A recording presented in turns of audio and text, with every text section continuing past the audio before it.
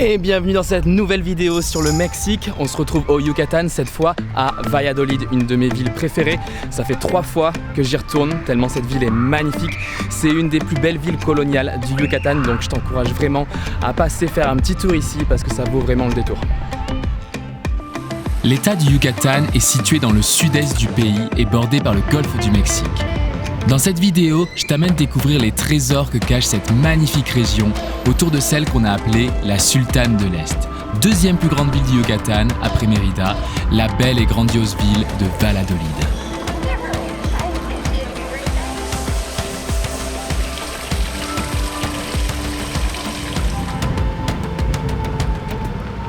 Donc cette ville, c'est une des premières villes coloniales qui a été construite au Yucatan en 1543 et aussi une des plus belles du Yucatan. Donc c'est les Espagnols qui ont envahi la région et qui ont soumis les Mayas Achi qui vivaient ici à l'époque et qui ont construit cette ville. Donc je sais, l'histoire n'est pas très joyeuse, mais en général les histoires de la colonisation sont jamais très joyeuses. Mais il en résulte quand même une architecture incroyable et c'est principalement pour ça que j'adore cette ville. Cette ville, c'est aussi un centre stratégique pour ceux qui veulent venir visiter la péninsule du Yucatan, car elle se situe au milieu entre Cancún, Tulum, Holbox et Mérida. Donc on est vraiment au centre de tout, donc il est obligatoire de passer par Valladolid. Et en attendant, je te montre quelques images de la rue dans laquelle je suis, car c'est une des rues les plus célèbres de Valladolid. La culture yucatèque tire sa force de son métissage entre une culture indigène d'origine maya et les apports de la colonisation espagnole, dont en témoigne le style architectural de la ville.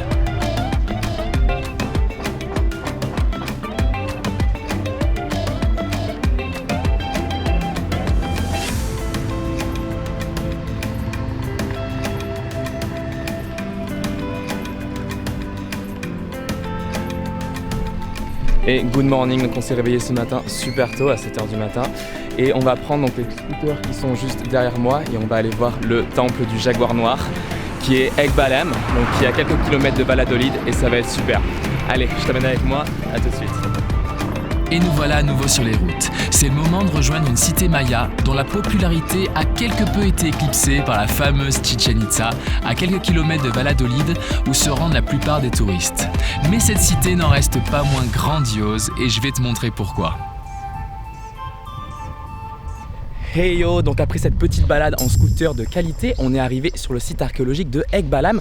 Ekbalam qui signifie jaguar noir en maya ou étoile jaguar, suivant les dialectes, parce qu'il y avait beaucoup de dialectes mayas différents. Donc ce site archéologique, c'était un puissant centre commercial ici dans la région du Yucatan, dont les premières traces ont été datées à -300 avant Jésus-Christ, mais son apogée est daté au Xe siècle, donc bien longtemps après. Alors ce site comporte plusieurs structures, bien sûr. Il y a le palais ovale qui est absolument magnifique, les temples jumeaux qui sont juste en face de moi, et aussi l'acropole qu'on va aller visiter juste maintenant. Et donc je te présente la grande pyramide. Elle est vraiment incroyable. Est-ce qu'on la monte ou pas? Mais bien sûr qu'on va la monter, on n'est pas là pour chômer. Donc là, je suis en train d'escalader la pyramide. Ouais, j'ai fait 10 marches, mais il y en a encore plein.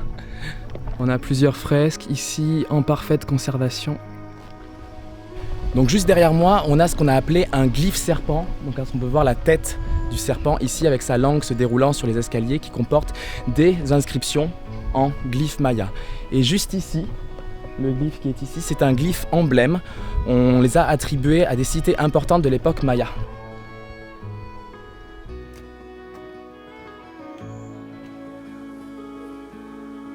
Donc là, on est sur un travail de rénovation de qualité.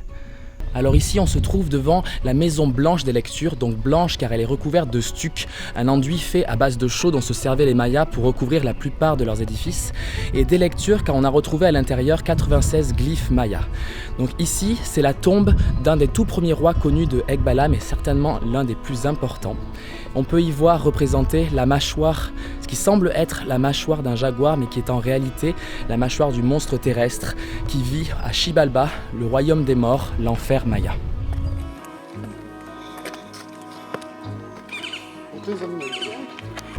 Et nous voilà arrivés au sommet de la pyramide. Regarde-moi cette vue, C'est quand même incroyable. Ça donne une bonne idée de la vue qu'ils avaient à l'époque. Donc ils pouvaient voir absolument tout ce qui se passait autour, on pouvait voir les ennemis arriver et même je pense qu'on devait se sentir plutôt proche des dieux ici, effectivement. C'est incroyable cette immensité.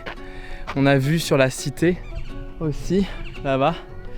Donc là on est en pleine exploration du site de Ekbalam.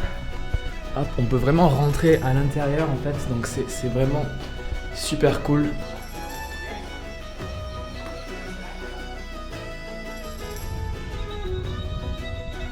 Donc, ce qui est cool avec ce site, c'est que c'est un des rares sites où on peut encore monter sur les pyramides. Et là, donc on est tout en haut.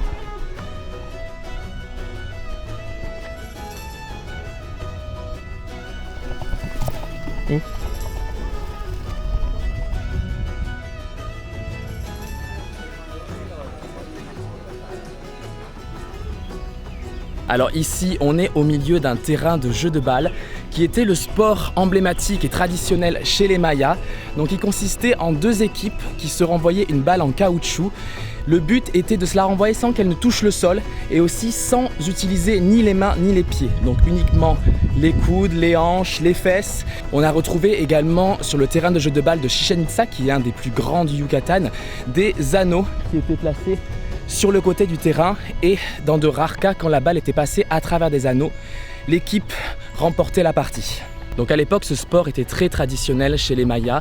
On y faisait jouer généralement les prisonniers de guerre et l'équipe gagnante se voyait l'immense honneur d'être sacrifiée au dieu du soleil. Voilà, on leur coupait la tête. C'est plutôt une belle victoire.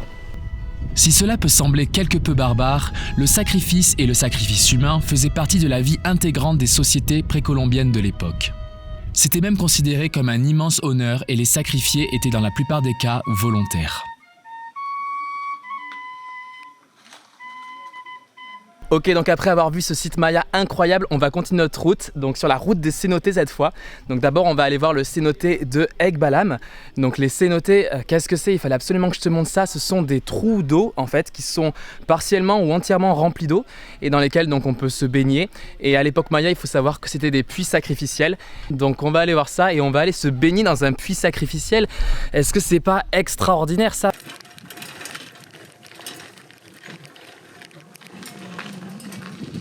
Donc on vient d'arriver dans le cénote de Ekbalam et pour te montrer à quel point c'est magnifique, regarde ça.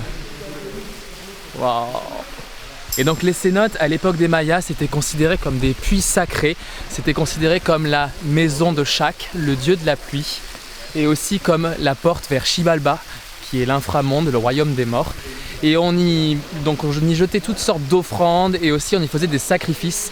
Alors peut-être pas dans celui-là, mais en tout cas c'est le cas pour le cénote de Chichén Itzá où on a retrouvé énormément de squelettes et d'os à l'intérieur de ce cénote-là. Et c'était aussi bien sûr des sources d'eau infinies pour les populations mayas qui existaient ici. Donc sur chaque site maya qu'on peut trouver au Yucatan, il y a toujours 1, 2 ou 3 cénotes autour, car c'était leur principale source d'eau. Donc pour y sacrifier quelqu'un, en fait, on jetait le sacrifié du haut du cénote dans l'eau au petit matin. Et si à midi, il n'était toujours pas mort, on le récupérait et on considérait que c'était un messager des dieux. Et on du coup l'utilisait pour communiquer avec les dieux. Et dans tous les cas, il sera resacrifié plus tard. Donc une vie plutôt sympa quoi. Voilà. Mais il faut savoir qu'à l'époque, c'était un grand honneur de faire ce plongeon de la mort. Bon allez, maintenant on va aller se baigner. Et l'eau a l'air plutôt froide, mais ça tombe bien parce qu'il fait plutôt chaud, donc ça va être rafraîchissant. A tout de suite.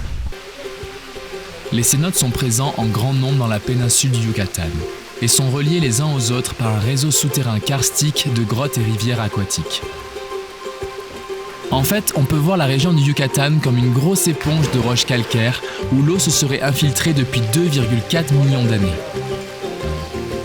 Ces puits naturels peuvent atteindre parfois plusieurs dizaines voire centaines de mètres de profondeur.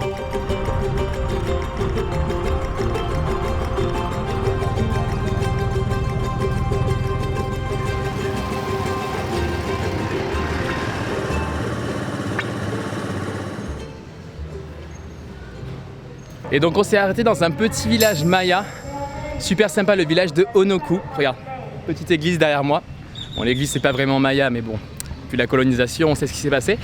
Et c'est super sympa, par contre il n'y a pas grand chose. Là on cherche quelque chose pour manger et je sais pas si on va trouver.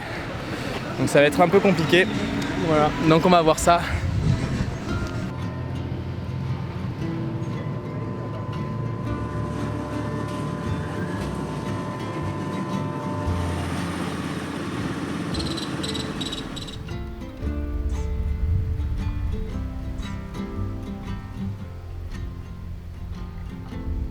En continuant notre exploration, nous avons visité une grotte qui aurait servi de refuge à une population maya il y a des milliers d'années. On a trouvé à l'intérieur de magnifiques poteries ainsi que des ossements d'animaux. Et la grotte étant reliée au cénote d'à côté, on a pu s'y baigner dans un petit lac souterrain. Là, on nous a amené dans une exploration de grotte. Donc comme tu as vu, la grotte est immense, c'est un petit peu sombre, donc la qualité n'est pas au top. Et là, on est carrément dans un petit... il y a un petit peu d'eau dans la grotte, comme tu vois, on peut se baigner. Donc là, sur la pierre gravée, on a une représentation du dieu Shak, le dieu de la pluie. C'est ensuite à Sakawa que nous nous sommes rendus. J'avais beaucoup entendu parler de ce cénote. L'effondrement de sa voûte calcaire a permis la création d'une île centrale qui la rend très photogénique.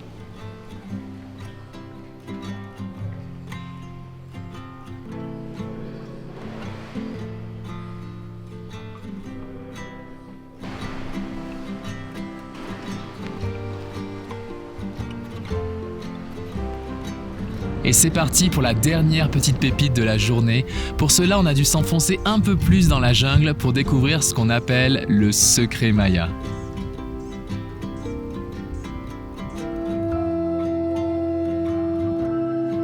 À notre arrivée, on a même eu droit à une cérémonie maya. Je ne parle pas maya, mais de ce que j'ai pu comprendre, il s'agit d'une cérémonie pour purifier l'âme des mauvais esprits et apporter la bonne chance. Alors j'ai beaucoup de doutes sur l'authenticité préhispanique de cette cérémonie, mais il faut bien se rendre compte que la culture maya n'a jamais disparu et a donc bien évolué depuis toutes ces années, et les cérémonies et rituels également. Donc après pas mal de routes sur le scooter, on est enfin arrivé dans le secret maya. Donc en fait c'est un cénote, le cénote Secreto Maya. Et comme tu as pu voir, on a fait une petite cérémonie maya, donc j'ai de la peinture sur le front, c'est génial.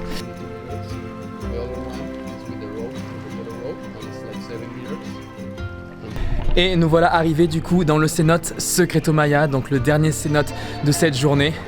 Il est absolument magnifique, un des plus grands que j'ai fait jusqu'à présent et un des plus magnifiques aussi. L'endroit est pas mal aménagé, il y a même une piscine et un restaurant, mais bon, ce cénote vaut vraiment le détour. Il y a même un jump, on peut sauter de 20 mètres là-haut, mais franchement, je vais pas le faire. Par contre, il y a une petite corde et je pense qu'on va plutôt s'amuser. L'eau a l'air super froide, mais c'est ça qu'on aime.